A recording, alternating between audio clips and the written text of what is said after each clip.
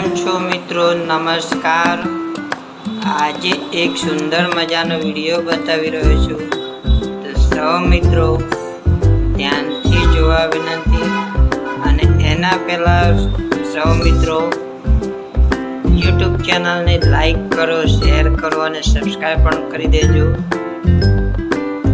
મારી ચેનલનું નામ છે ધવલ નીનામા।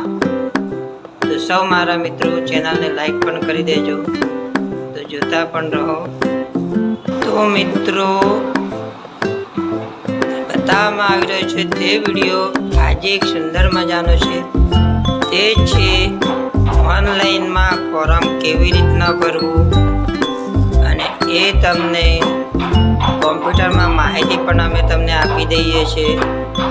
મારા મિત્રો ધ્યાનપૂર્વક જોવો। તો સૌ પ્રથમ મોબાઈલમાં આવે છે એ જ રીતના કોમ્પ્યુટરમાં પણ સિસ્ટમ આવે છે। નેટ કનેક્ટ કરી લઈને ગૂગલ ક્રોમ આવે છે। આ ગૂગલ ક્રોમ ઓપન થઈ ગયું છે, અને પછી સુંદર મજાની જાહેરાત છે, તે જાહેરાત તમારે જોઈ લેવી। જોઈ લો। તો અત્યારે હાલ પડેલી છે જાહેરાત, તે આપણે જોઈ લઈએ। તો અત્યારે હાલ જાહેરાત છે ઓજસની વેબસાઇટમાં છે, ઓજસ જીપીએસસીમાં છે।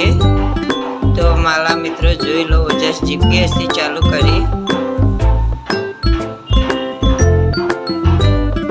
અને જીપીએસસીમાં જઈને મિત્રો જોઈ રહ્યો, જીપીએસસીમાં જઈને ઓનલાઈન એપ્લિકેશન છે ત્યાં તમારે ક્લિક કરવું, અને ઓનલાઈન એપ્લિકેશન ક્લિક કર્યા પછી ક્રમવાઇઝ જાહેરાત આવી જશે। જુઓ, એસોસિએટ પ્રોફેસર કાર્ડિયોલોજી, પછી જીપીએસસી સર્જન, એ જ રીતના જીપીએસસીના અલગ અલગ વિભાગ છે। અને આપણે જોવાની છે તે આ રહી જાહેરાત, નંબર છે GPSC 2025-26-8, GPSC deputy section officer, deputy mamlatdar class 3। એ જાહેરાતમાં ઓનલાઈન એપ્લાય આપવાનું, અને એપ્લાય આપ્યા પછી એ પણ એપ્લાય નાવ આપવાનું।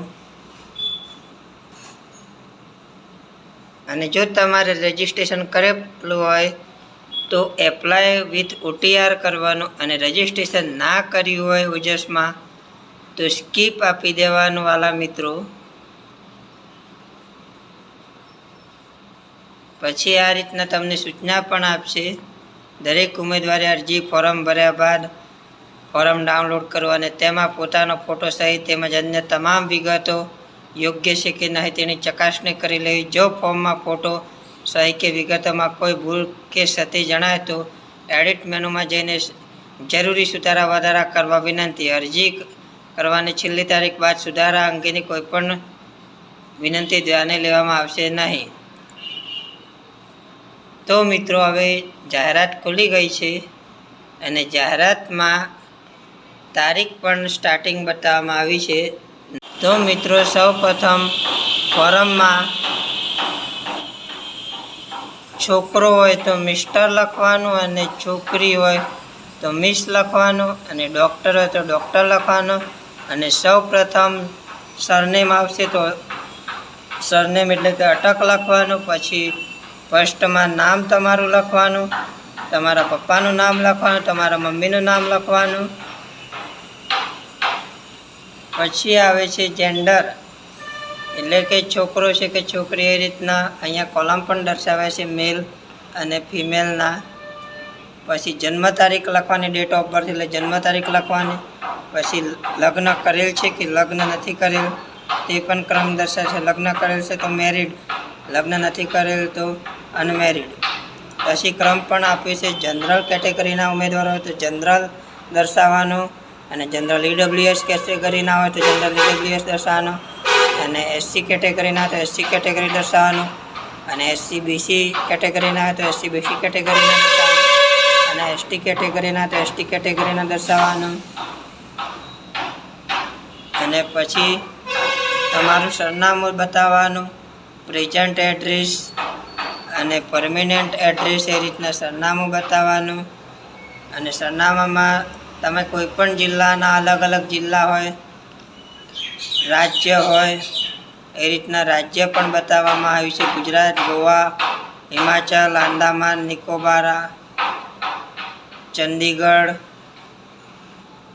દમણ અને દીવ, દિલ્હી, ગોવા, હિમાચલ પ્રદેશ, ઝારખંડ એ રીતના રાજ્ય પણ બતાવે છે. ગુજરાતના હોય તો ગુજરાત ડિસ્ટ્રિક્ટ અમદાવાદ, અરવલ્લી, અમદાવાદ, ભરૂચ, ભાવનગર, સાબરકાંઠા, છોટાઉદેપુર, ડાંગ, ગાંધીનગર, ગીર સોમનાથ, જુનાગઢ, ખેડા, મહેસાણા, પંચમહાલ, પાટણ, વડોદરા, વલસાડ, સાબરકાંઠા, સુરત એ રીતના જિલ્લા પણ છે. અને પછી તાલુકા પણ છે. દાખલા તરીકે અરવલ્લી, તો અરવલ્લીના તાલુકામાં બતાવી દેવાનો. અરવલ્લીના તાલુકા છે ભિલોડા, બાયડ, ધનસુરા, માલપુર, મેઘરજ, એમ અધર એ રીતના. પછી તમારો પિનકોડ લખી દેવાનો. પિનકોડ છે 38 32 45, એ રીતના પિનકોડ લખી દેવાનો. તમારો મોબાઈલ નંબર હોય તો મોબાઈલ નંબર પણ લખી દેવાનો. અને પછી તમારું રજિસ્ટર ઈમેલ આઈડી છે તો રજિસ્ટર ઈમેલ આઈડી લખી દેવાનો.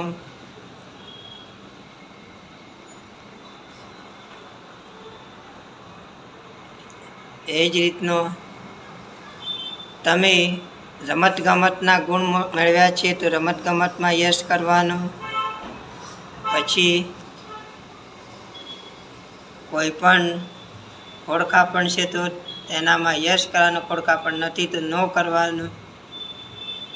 અને કોમ્પ્યુટરનો નોલેજ છે તો યસ કરવાનું, ના હોય તો નો કરવાનું. એક્સ સર્વિસમેન હોય તો યસ કરવાનું. વિધવા હોય તો યસ કરવાનું, વિધવા ના હોય તો નો કરવાનું. અને પછી દસમાની પણ ડિટેલ દર્શાવવામાં આવી છે. દસમાનો સીટ નંબર લખવાનો, પાછળ દસમાનો પાછો સીટ નંબર લખવાનો, પછી મહિનો અને વર્ષ લખવાનું, પાછું ફૂલ નામ લખવાનું. પછી તમારું જે પરીક્ષા આપીએ જે બોર્ડ હોય દસમામાંથી બોર્ડ દર્શાવવાનું. ગુજરાત સેકન્ડરી બોર્ડ છે, સેન્ટ્રલ બોર્ડ છે, અધર છે, એ બોર્ડ પણ બતાવવાનું. આ જો દસમામાં પાસ કરેલો હોય રોલ નંબર બેઠક લખવાનો રહેશે.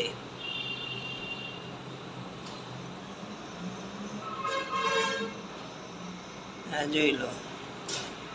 અને પછી તમને ઇંગ્લિશ ભાષા આવડતી હોય, હિન્દી ભાષા આવડતી હોય, ગુજરાતી ભાષા આવડતી હોય, તો લખતા આવડતી હોય, બોલતા આવડતી હોય, વાંચતા આવડતી હોય તો આ ટીક કરવાનું.